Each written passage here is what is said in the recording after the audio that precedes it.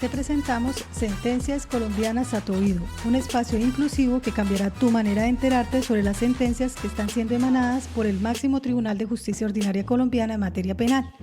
pasando de un documento escrito a una escucha activa que puedes hacer mientras vayas ya sea de camino al trabajo, haciendo deporte, paseando a tu mascota o realizando la actividad que tú prefieras. En este capítulo nosotros traemos a presentar la sentencia SP-376 de agosto 23 del 2023, el radicado es el 658 y el magistrado ponente es el doctor Gerson Chaverra Castro. Esta sentencia trata sobre el delito de homicidio simple, pero la mayor importancia es porque trae una disertación sobre la coautoría impropia. ¿Por qué es importante esta sentencia? Porque existe un mito o una ideología generalizada en donde cuando hay una pelea y participan varias personas en dicha reyerta, la gente predica que hay una división de la acción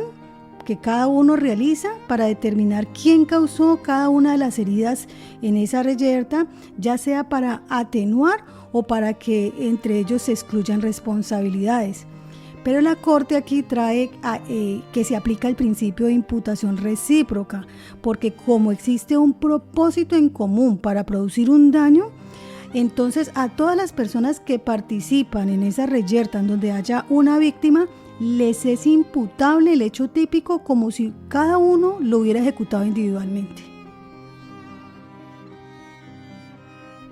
Y en cuanto al asunto, en este episodio, la Corte resuelve un recurso de casación interpuesto por el apoderado de un procesado contra la sentencia proferida el 26 de mayo del 2021, que fue emitida por el Tribunal Superior de Pamplona. En esta sentencia del tribunal revocó la absolución dictada el 8 de julio del 2020 por el Juzgado Sexto Penal del Circuito de Cúcuta y en su reemplazo lo condenó al hallarlo responsable por el delito de homicidio simple, en calidad de coautor. Frente a los hechos, estos ocurrieron el 25 de noviembre del 2017 a aproximadamente 10:30 de la noche en inmediaciones a la plazuela Almeida del municipio de Pamplona, norte de Santander. Un hombre que estaba con su hermano menor y otra persona hirió a otro que tenía el alias de Nené. Minutos más tarde, alias Nené regresó con su hermano que tenía el alias de La Rana y su cuñado. Este cuñado es el aquí procesado. Entonces, alias La Rana, al llegar, le reclamó a la víctima de este proceso por haber herido a su hermano. Ahí se suscita un enfrentamiento en el que le infligen a la víctima varias heridas con arma blanca. Una de estas heridas fue propinada por el aquí procesado, o sea, el cuñado. La víctima fue trasladada por la Policía Nacional al Hospital San Juan de Dios de esa población, pero debido a las heridas, ella murió en dicho hospital.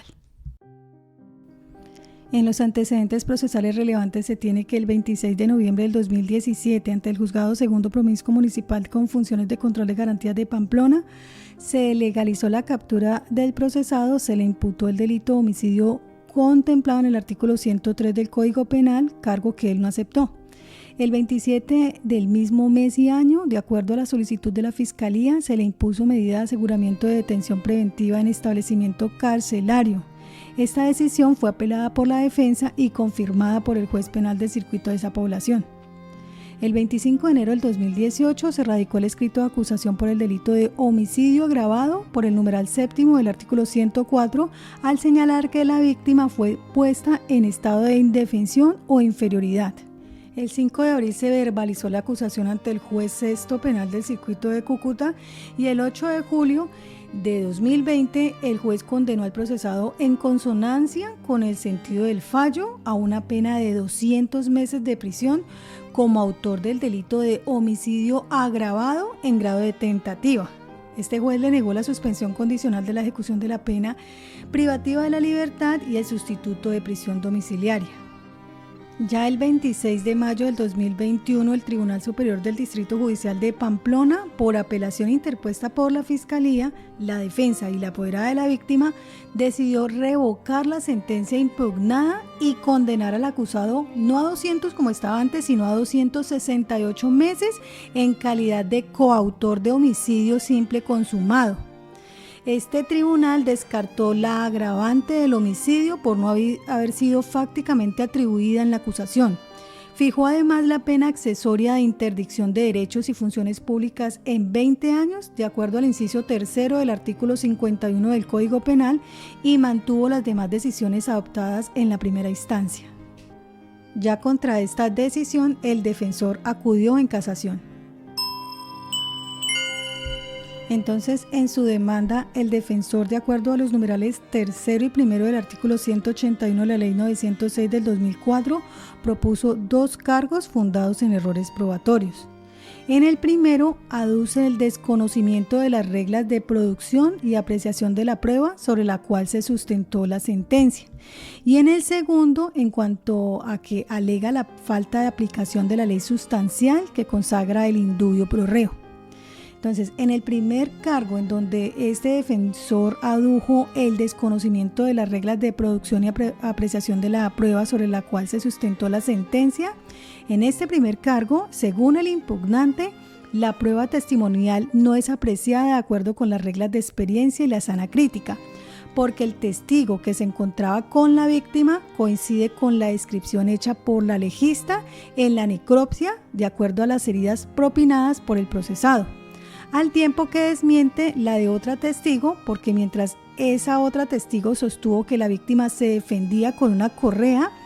este testigo, quien se encontraba con la víctima, aseguró que lo hacía con un arma blanca, por lo que el defensor solicita valorar los testimonios de este testigo y del menor hermano de la víctima,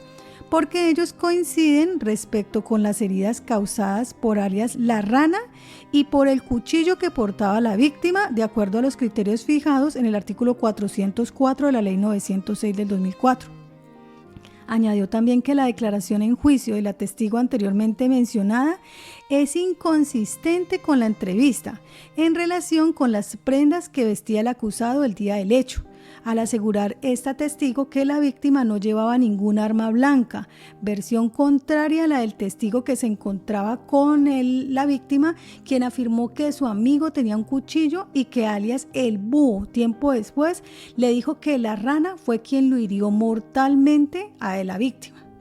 Aduce también el casacionista que, de acuerdo a la necropsia y a la declaración de la médico legista, junto con los testimonios del testigo y del hermano menor de la víctima, llevan a concluir que el procesado no es autor de la muerte investigada en este proceso. Además, que la versión del comandante de la estación de policía de Pamplona es imprecisa e inconsistente por no recordar las características del vehículo en el que se movilizaba el procesado después del hecho, el motivo de la interceptación del vehículo y realizar un señalamiento peligrosista y equívoco según lo muestra la declaración del conductor del carro que transportaba el procesado. Para este libelista, la explicación del tribunal a partir de la trayectoria de la herida arriba abajo y la posición del acusado al momento de infligirla para descartar la legítima defensa con la que obró el procesado contradice las reglas de la ciencia, la lógica y la experiencia. Y en cuanto al segundo cargo, este libelista alega la falta de aplicación de la ley sustancial que consagra el indubio pro reo, originada en la tergiversación de los testimonios tanto de las personas que se encontraban con la víctima como de otra testigo, la médico legista, y del oficial de policía, además del mismo procesado, porque la distorsión de las pruebas relacionadas en precedencia lleva al tribunal a desconocer la duda surgida en el curso del debate probatorio, toda vez que con ella se establece la presencia accidental del acusado en la riña y su participación en ella. Se explica que fue por la necesidad de defender a su afín, sin estar acreditado para este defensor el acuerdo con sus cuñados, por lo que no puede atribuírsele la intención de matar. A juicio de este defensor, la dubitación se afinca en la prueba testimonial, la cual carece de poder suasorio para evidenciar el elemento objetivo del tipo penal y la imposibilidad de eliminarla por la ausencia de medios de conocimientos idóneos, toda vez que los incorporados en el juicio por la Fiscalía son de probabilidad y no de responsabilidad penal. Bajo estos reparos, el recurrente pide casar la sentencia por el delito de homicidio. Y ya en la sustentación frente al primer cargo, reitera la existencia del error de hecho por falso juicio de raciocinio en la apreciación de los testimonios anteriormente expuestos, porque no se probó en el juicio oral que el acusado haya dado inicio a la ejecución del delito y las circunstancias ajenas que impidieran su consumación, que no estaba probado el dolo. Y en segunda censura reitera el falso juicio de entidad por distorsión de la prueba, debido al cual el tribunal desconoció la existencia de la duda a favor del procesado. Ya los no recurrentes y por parte de la Fiscalía, esta parte expresa que la demanda no postula ni desarrolla cargos concretos y coherentes, por lo que considera que su ajuste obedece a garantizar al acusado el principio de doble conformidad frente a la condena impartida en segunda instancia por el delito de homicidio consumado. Primero, en cuanto al falso raciocinio, manifiesta esta parte que el adjue no incurre en los errores probatorios reseñados en el primer reparo. Al contrario,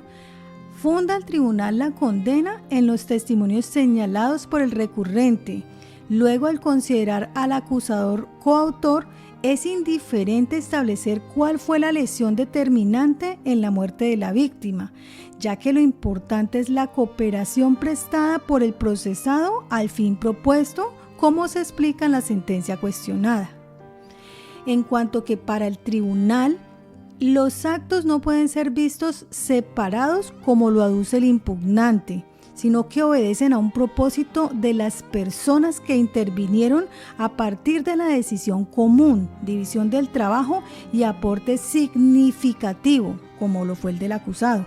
razón por la cual responde por el homicidio consumado y no por una parte del hecho naturalístico y fáctico de la muerte. La Fiscalía manifiesta que el comportamiento asumido por la víctima después de haber sido herida por alias La Rana, de sacar el cuchillo, refugiarse detrás de la otra persona con quien estaba, huir, sacar el cinturón para defenderse luego de perder el arma blanca, correr hasta ser derribado por el varillazo infligido por alias El Búho y sin poder levantarse por sí misma luego de ser atacado por el acusado, indicaría que este fue el causante de la lesión fatal y no alias La Rana, teniendo en cuenta además lo que enseña la ciencia médica sobre el neumotórax producido a raíz de la lesión penetrante en el tórax.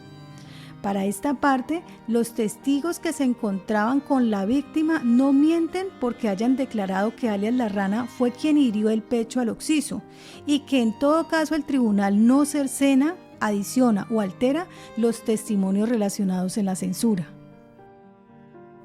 Y en lo que respecta al segundo cargo frente a la inaplicación del indubio pro reo, en cuanto a la debilidad de la prueba para condenar y la requerida por el artículo 381 de la Ley 906 del 2004 que aduce el casacionista,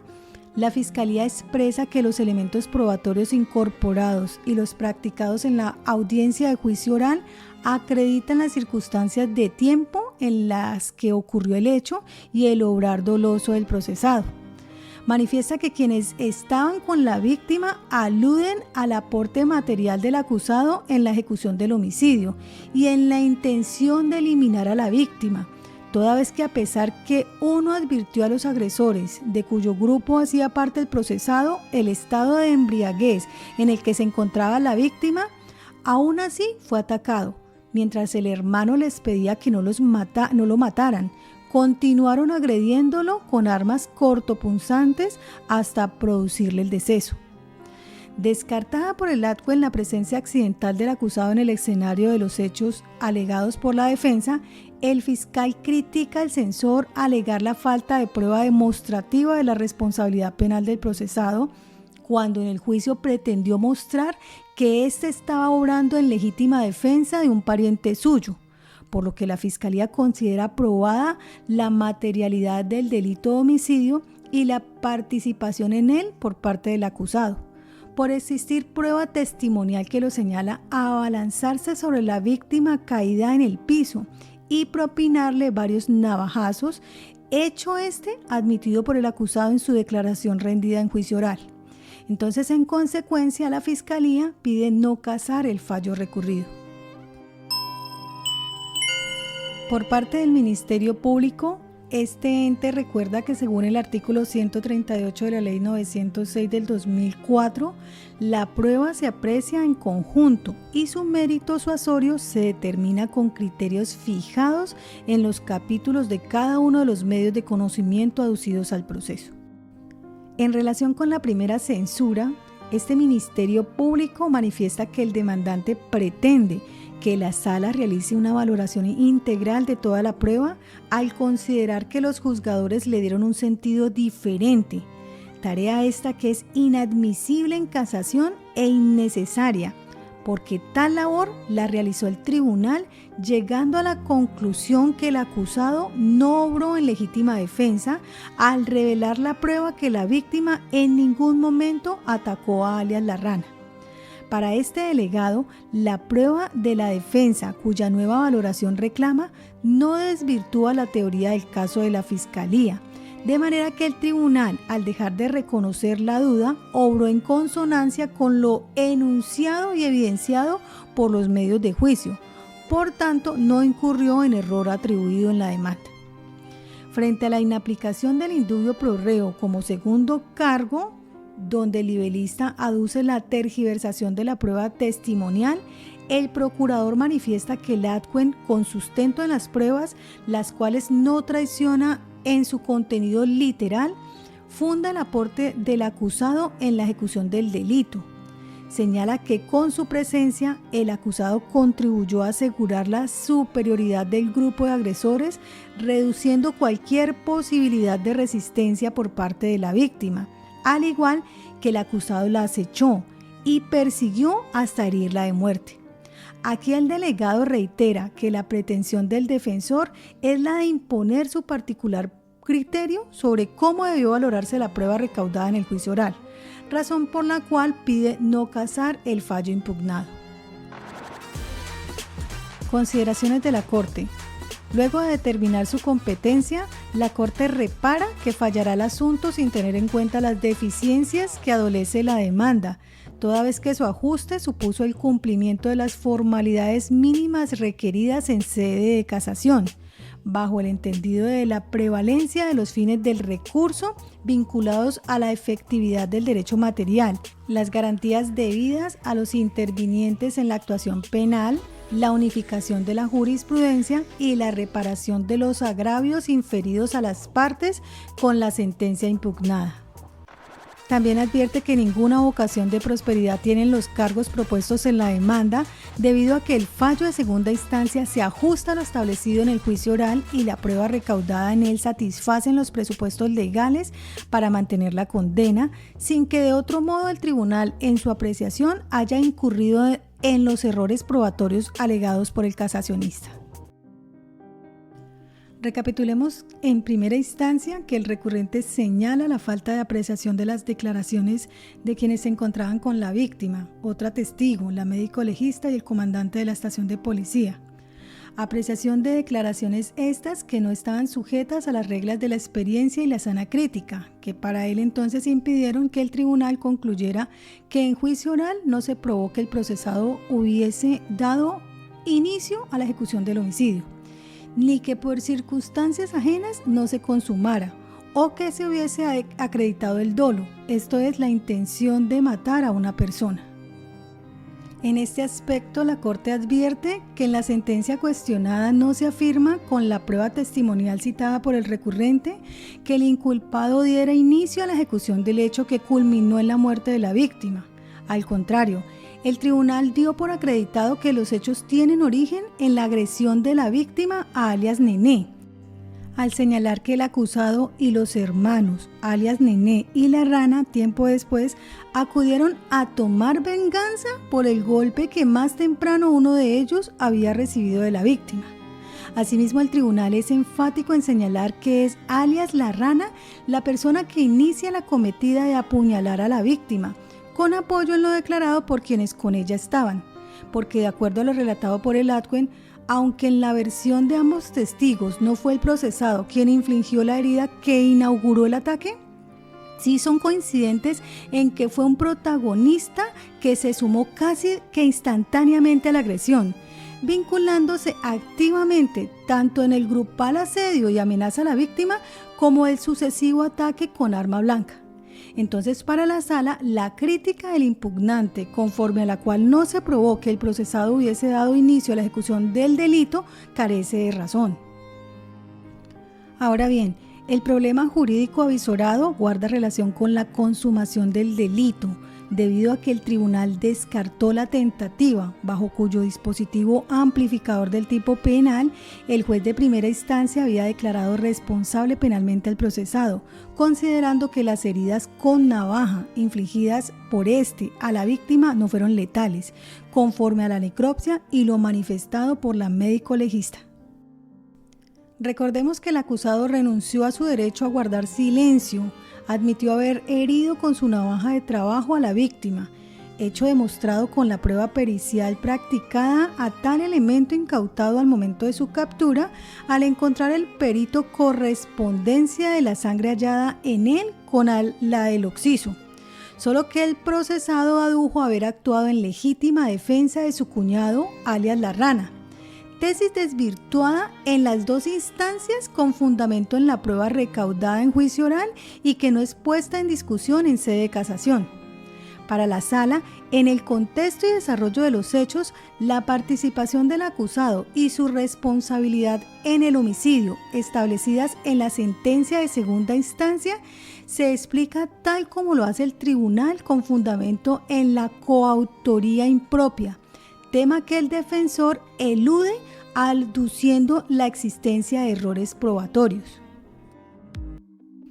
En este asunto, el resultado muerte es atribuible al procesado, dado que siendo producto de la voluntad común de quienes agredieron con arma blanca a la víctima, resulta inadmisible el análisis dividiendo la acción emprendida por cada uno de los intervinientes para determinar cuál de ellos causó una u otra herida con la intención de excluir o atenuar el compromiso penal del acusado,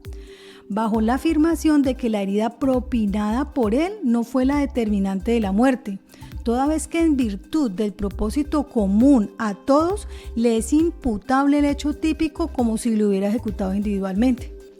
Para la Corte, el principio de imputación recíproca traído a colación por el adquem no merece reparo alguno.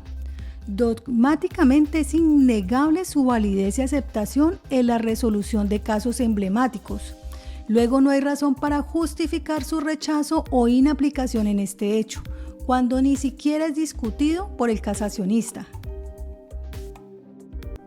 Por lo que, tal como lo sostuvo el testigo, quien se encontraba con la víctima, el móvil que esa noche llevó a los hermanos y al cuñado a atacar con arma blanca fue la agresión de la víctima a alias Nené, por lo que al enterarse el hermano, alias La Rana, los tres, de acuerdo con un testigo de la defensa, con ánimo pendenciero, se dirigen a las casetas donde el muchacho que estaba armado, que estaba grosero, que estaba altanero. Entonces la actitud de pronto de ellos era más bien ofuscada, como molestos. En tales condiciones es indiscutible la participación en el reato del acusado, cuya actuación encaminada a cobrar venganza a quien había golpeado a su cuñado no justifica su intervención en el ataque, con mayor razón al revelar la prueba testimonial la persecución iniciada por los tres, luego de que la víctima, al ser herido por La Rana, emprendiera carrera, siendo obstaculizada por alias El Búho, al propinarle un varillazo que lo hizo caer al suelo,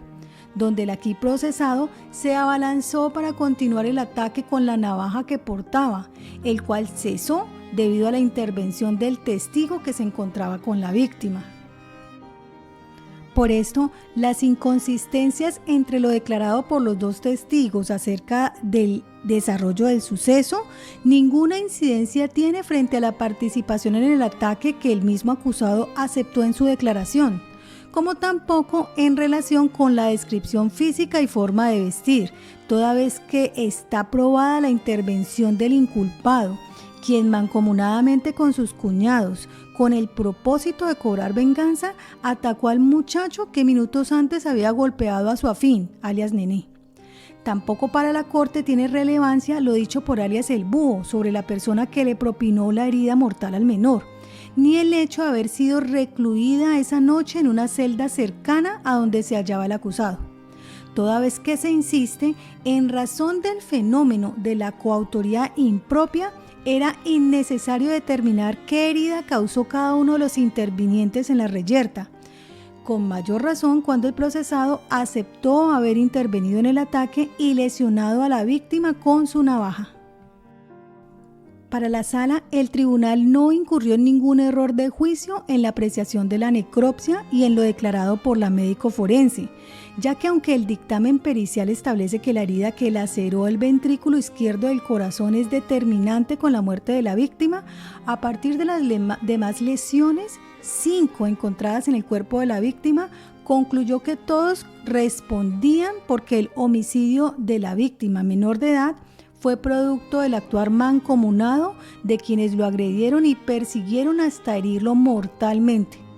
por lo que carece de relevancia las circunstancias en las que el oficial capturó al acusado, si en realidad se produjo tras la persecución del vehículo en el que huyó del lugar de los hechos o porque el conductor le indicó el lugar donde lo dejó, si la misma ocurrió en flagrancia o no, tema que dilucidó el juez de control de garantías y que ninguna importancia tiene en la definición de la responsabilidad penal del implicado. Por el contrario, el recurrente no controvierte el hallazgo de la navaja en poder del acusado en el momento de su aprehensión, la que sometida a la prueba técnica de rigor para determinar la procedencia de las manchas de sangre impregnadas en su hoja, reveló correspondencia con el occiso. Entonces el casacionista encamina el reparo a insistir en sus apreciaciones sobre la iniciación de la reyerta y la herida que el acusado dijo haberle propinado al interfecto, a contracorriente de lo revelado por la prueba, sin evidenciar la transgresión de las reglas de la sana crítica que le atribuye al tribunal, ni mostrar cuáles postulados de la lógica o de la experiencia fueron omitidos o ignorados en la apreciación de los testimonios en la censura. Y finalmente, la alegación de falta de motivación del fallo no hace cosa distinta a evidenciar el interés del defensor en que la sala prefiera su criterio y apreciación de la prueba sobre el del tribunal, pasando por alto que el adquem valoró la prueba, le fijó su alcance persuasivo, explicó que el delito era consumado y no tentado como lo había definido la primera instancia y cómo la prueba ponía de presente la participación del acusado a título de coautor impropio, materias que el nivelista no aborda ni desarrolla en el cargo por su intención de que en esta sede se haga un nuevo examen de la totalidad del as probatorio aducido en el juicio oral. El casacionista, estrechamente vinculado con el primer cargo, aduce un error de hecho por falso juicio de identidad originado en la tergiversación de los testimonios de cargo, porque para él la fragilidad de los medios de convicción daba lugar a aplicar el principio de indubio pro reo, toda vez que el tribunal, amparado en la libertad probatoria, funda el juicio de reproche en esta prueba testimonial, lo cual no goza de poder suasorio suficiente para acreditar la materialidad de la conducta. Pero la generalidad con la que asume el supuesto error impide al casacionista concretar en qué consistió la distorsión de cada uno de los testimonios citados en el reparo, sin que a este fin sea suficiente su conclusión, según la cual la falta de claridad hace aflorar como opción jurídica la duda, ignorando que los testigos que se encontraban con la víctima refieren sin reserva alguna la manera como se desarrollaron los hechos, pues no ocultan que la víctima previamente había agredido a alias Nené y que trató de defenderse con el arma blanca que portaba y luego con su cinturón o correa cuando en su huida era perseguido por ellos. Testigos estos cuya presencia en intervención en la reyerta ninguno de los intervinientes puso en duda, como tampoco su relato sobre el desenvolvimiento del suceso que culminó con la muerte de la víctima, resultado del obrar mancomunado de los hermanos y el acusado que con ánimo pendenciero y vindicativo buscaron a la víctima, persiguieron y lesionaron hasta causarle la muerte. Entonces, la insistencia del recurrente sobre la justificante que excluye la responsabilidad penal es una enunciación carente de prueba, como lo advirtieron las instancias, razón por la cual en la censura no cita los medios de conocimiento que la respaldan, dada la mendacidad de los testigos de descargo que acudieron al juicio con tal intención, señalando contra toda la evidencia que el procesado intervino a favor de su cuñado alias La Rana, quien era agredido en el piso por la víctima, porque el desenvolvimiento del hecho excluye la alegación de la defensa acerca de la intencionalidad del acusado, debido a que existiendo prueba testimonial sobre la participación del procesado, la discusión sobre el actual doloso es irrelevante en la medida en que el procesado admite haber herido con su navaja a la víctima, estando descartado que hubiera obrado en situación de legítima defensa y probado su ánimo camorrero y vindicativo con el que actuó mancomunadamente con sus cuñados. Asimismo, los testigos que se encontraban con la víctima descartan la afirmación del casacionista acerca de la presencia accidental y participación del procesado en los hechos, ya que según los citados declarantes, este arribó junto con sus cuñados al lugar donde se encontraba la víctima, quien minutos antes había agredido a alias Nené. Por otra parte, el casacionista aduce también que la Fiscalía no probó el aparente estado de indefensión de la víctima, alegación que para la Corte es carente de fundamento jurídico, ya que el tribunal la excluyó haciendo los ajustes a la pena teniendo en cuenta la condena por el delito de homicidio simple consumado. En sus ajustes, el tribunal precisó: para el caso en concreto, es evidente que no se respetaron los parámetros antedichos y en ese orden la agravación de la conducta sustentada en hechos no incluidos en la imputación no puede ser objeto de sanción penal. Entonces, corresponderá a esta corporación el ajuste oficioso de la calificación de la conducta, realizado en la audiencia de acusación para compasarlo con el aspecto fáctico relatado desde la audiencia de imputación. Y en cuanto a la existencia de la duda probatoria que debe ser resuelta a favor del acusado, es una aseveración del recurrente fundada en el desconocimiento del mérito suasorio de la prueba de cargo, frente a la cual no ofrece fundamento demostrativo de su tergiversación, optando en su lugar por ofrecer su particular visión sobre su fuerza persuasiva, tal como es puesto de presente en las alegaciones de los no recurrentes. Y por último, frente a la insular manifestación de que el acusado debe ser absuelto porque no se le acusó como coautor, basta señalar que el grado de participación sigue siendo el mismo y que en el escrito de acusación se expresa que su intervención en el hecho se dio junto a la de los hermanos, sin que la circunstancia de no haber sido juzgados en este proceso diluya la coautoría. Y en consecuencia, la Sala no casa la sentencia porque los reproches formulados carecen de vocación de prosperidad y por ende la Corte resuelve no casar la sentencia. Bueno, y es así como siendo todo por este capítulo. Agradecemos su suscripción y los esperamos en nuestro próximo episodio.